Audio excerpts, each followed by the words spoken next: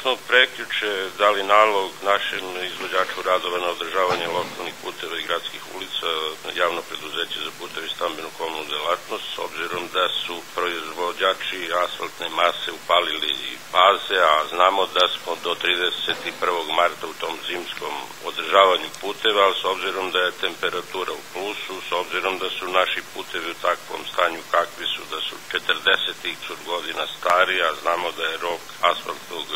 puta 20 godina. Pojavili su se tokom zime udarne rupe, premda smo mi prošle godine završili sa krpljenjem udarnih rupa na svim deonicama naših lokalnih puteva i gradskih ulica, ali zimski period padavine jeste da nije bilo mnogo snega, ali je bilo kiša, otvorile su se udarne rupe, stvorili su se uslovi da počnemo sa krpanjem tih udarnih rupa i gubi se na kvalitetu, temperatura treba da je u plusu, da se ne hladi asfaltna masa, međutim ta je u ovom trenutku, u ovom vremenu kišovitom gore po nama, ne znam, ali mi smo se opredelili da koliko toliko udarne rupe saniramo, jer dolazi do oštećenja i automobila i guma, a to ide sve na teret upravljača puta, u ovom slučaju to je direkcija, pa smo se iz tih razloga odlučili da malo ranije krenemo sa krpljenjem udarnih rupa. Mi smo u Aleksincu počeli da krpimo te udarne rupe, po završetku grada poći ćemo i na lokalnim putevima,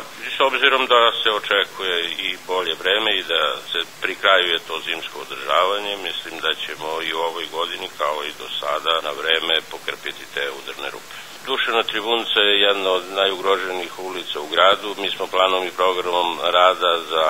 2015. godinu planirali sanaciju kolovoza ulici Dušana Tribunca, izgradnju nove ulice iza Taša u Aleksincu, to je iza igrališta, veza sa sportskom ulicom, izgradnja nove ulice Majora Gavrilovića u Aleksincu i početak izgradnje ulice Stevana Nemanja kod poljoprivredno i tehničke škole. To je raspisivanje tendera, takođe imamo planu i nastavak radova na sanaciji dela lokalnog puta Žitkovac-Vitkovac, mi smo došli do Trnjane, skretanje za Gredetina i Jakovlja. Sada planiramo da nastavimo to tu negde jedno 2,5 km, to je negde prema izlazu iz Horman, takođe planiramo i imamo u planu završetak sanacije dela lokalnog puta Loćika-Mali Drenovac, tu imamo još jedno 800 metara, takođe smo raspisali tender i za to i očekujemo izbor izvođača, a od Republike smo dobili sredstva još prošle godine, to je problem, žalio se neki izvođač, od centra Tešice do mosta na reci Turiji, to finansira Ministarstvo za lokalnu upravu i državnu samoupravu, sa naše učešće od 10%, tako da očekujemo da ćemo u ovoj godini uraditi dosta toga na sanaciju naših lokalnih puteva i gradskih ulica.